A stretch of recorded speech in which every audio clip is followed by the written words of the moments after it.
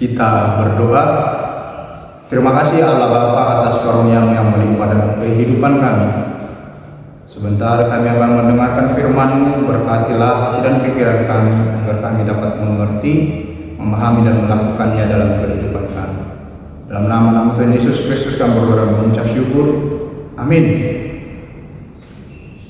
Firman Tuhan untuk kita di hari ini tertulis dalam Mazmur pasal yang ke-46 ayatnya yang kedua. Allah itu bagi kita tempat perlindungan dan kekuatan, sebagai penolong dalam kesesakan sangat terbukti. Di bataro hapurusat tado habubat, pangurupion sidutu di habubutan, akka nama monai kita. Demikian firman Tuhan.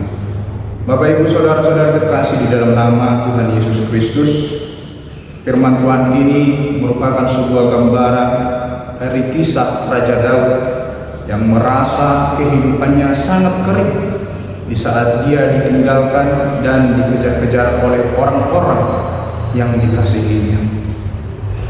Dia merasa terpinggirkan, namun dia percaya ada satu sosok, yaitu Allah yang selalu terpaut dan menjadi sumber kehidupan bagi Raja Daud.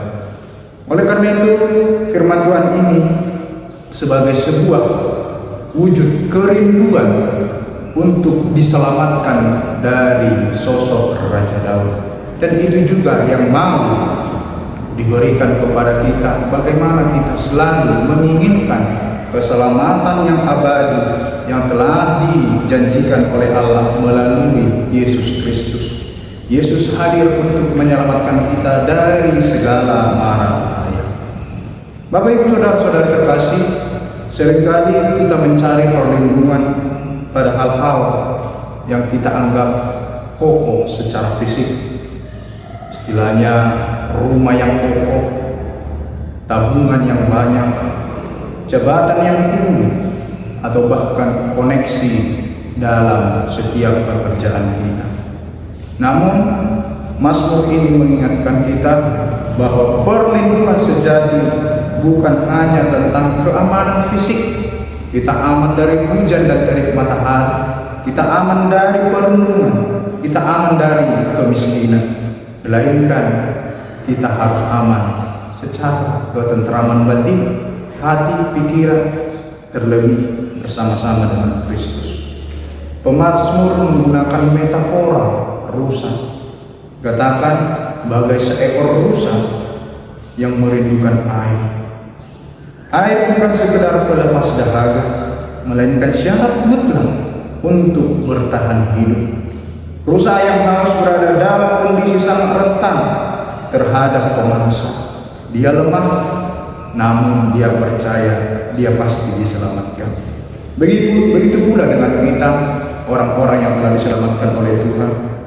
Mungkin saja kita pernah menjauh atau melupakan Tuhan dalam kehidupan kita.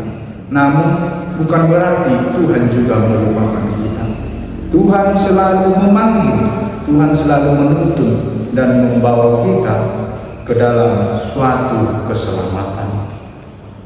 Dia membuka dan memberikan perlindungan kepada kita melalui cara-cara yang terbaik yang Tuhan berikan kepada hidup kita. Oleh karena itu Bapak Ibu, melalui firman Tuhan ini kita dikerapkan agar senantiasa mengakui bahwa kita tidak dapat berjalan sendirian. Tuhan adalah sumber kehidupan kita, sumber keselamatan kita, dan sumber dari segala yang kita butuhkan. Kita harus berani datang kepada Tuhan dalam kondisi apapun, baik di dalam kesesakan, dirasa haus, dirasa hancur, atau bahkan di saat kita telah terpuruk dan jatuh. Kita harus mampu menyerahkan diri agar Tuhan menguatkan dan menampak kita kembali ke jalan yang lebih baik. Kita harus mampu mengalihkan pandangan kita dari setiap kehidupan yang berlaku di dalam dunia ini. Jika rusa yang haus mampu dibawa ke dalam air yang sejuk, kita juga mampu diberikan kuasa Allah yang menguatkan dan memuaskan kehidupan kita di dalam cara Tuhan yang lebih indah.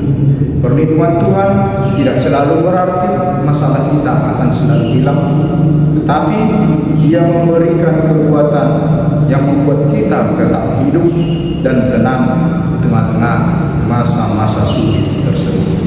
Bapak Ibu Saudara-saudara terkasih, biarlah Tuhan yang senantiasa menjadi sumber pertolongan kita dalam kehidupan kita. Amin. Kasih karunia Tuhan kita Yesus Kristus, kasih Allah Bapa, dan persekutuan Roh Kudus kiranya memberkati kamu sekalian hari ini, besok, lusa, sampai selama-lamanya. Amin.